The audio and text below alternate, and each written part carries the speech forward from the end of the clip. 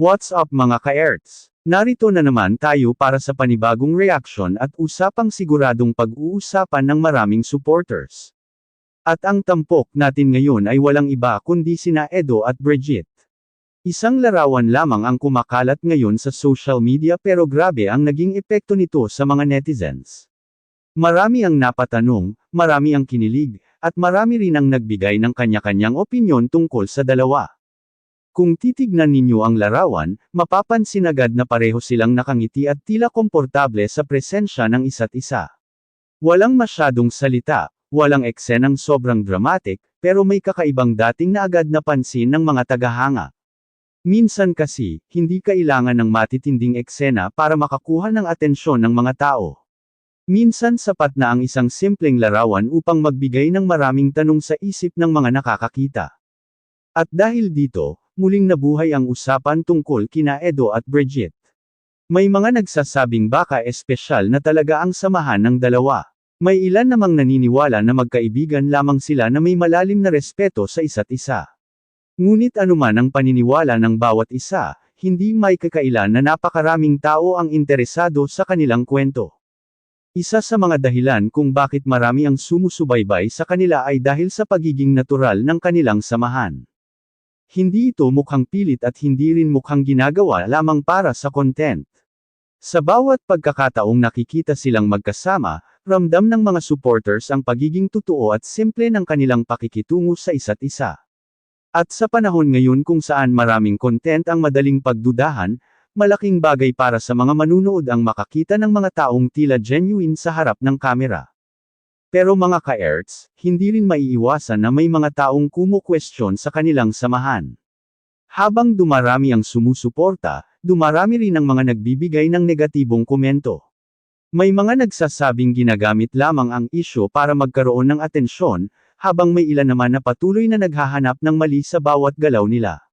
Ngunit sa kabila ng lahat ng ito, nananatiling kalmado sina Edo at Brigitte at mas pinipiling ituon ang kanilang pansin sa mga taong tunay na sumusuporta sa kanila. At dito nagsisimula ang mas malaking tanong. Ano nga ba talaga ang totoong kwento sa likod ng kanilang samahan? Bakit tila mas tumitibay ang suporta ng mga fans sa bawat araw na lumilipas? At bakit marami ang naniniwalang may espesyal na koneksyon sa pagitan nilang dalawa? Segment 2. Mga ka-Erts, isa sa mga dahilan kung bakit lalong napapansin ang samahan nina Edo at Brigitte ay dahil sa paraan ng kanilang pagpapakita ng suporta sa isa't isa. Sa panahon ngayon na napakadaling husgahan ng mga tao ang bawat kilos ng isang tao sa social media, mahalagang may mga taong handang umunawa at sumuporta sa atin lalo na sa mga mahihirap na pagkakataon. At dito napansin ng maraming supporter si Edo. Sa tuwing may mga negatibong komento o batikos na natatanggap si Brigitte, hindi man siya palaging nagsasalita ng direkta, marami ang nakakakita na nananatili siyang nariyan bilang suporta. Hindi siya yung tipong naghahanap ng gulo o nakikipagpalitan agad ng masasakit na salita sa social media. Sa halip, mas pinipili niyang maging kalmado at positibo sa kabila ng mga hamon. Dahil dito, maraming tagahanga ang lalong humanga sa kanyang karakter. Para sa kanila, hindi lamang pagiging mabuting kaibigan ang ipinapakita ni Edo kundi pagiging isang taong marunong tumayo para sa mga taong mahalaga sa kanya. At aminin natin mga idol, sa panahon ngayon, bihira na ang mga taong handang manatili sa tabi mo kapag maraming nagsasalita laban sa iyo. Samantala, si Brigitte naman ay patuloy ring nagpapakita ng kanyang pagiging matatag. Sa kabila ng mga intriga at iba't ibang opinyon ng mga tao, hindi siya nagpapadala sa negativity. Marami nga ang nagsasabing isa ito sa mga dahilan kung bakit bagay silang tingnan ni Edo. Pareho silang marunong humarap sa mga pagsubok ng may respeto at dignidad. At dyan nagtatapos ang ating reaction para sa araw na ito, mga ka-Erts. Sa huli, tanging sina Edo at Brigitte lamang ang tunay na nakakaalam kung ano ang totoong estado ng kanilang samahan. Bilang mga supporters, ang pinakamahalaga ay ang patuloy nating pagrespeto at pagsuporta sa kanila anuman ang landas na kanilang tahakin. Hindi natin may kakaila na maraming tao ang kinikilig sa kanilang samahan dahil nakikita nila ang pagiging totoo, magaan, at natural ng kanilang mga interaksyon.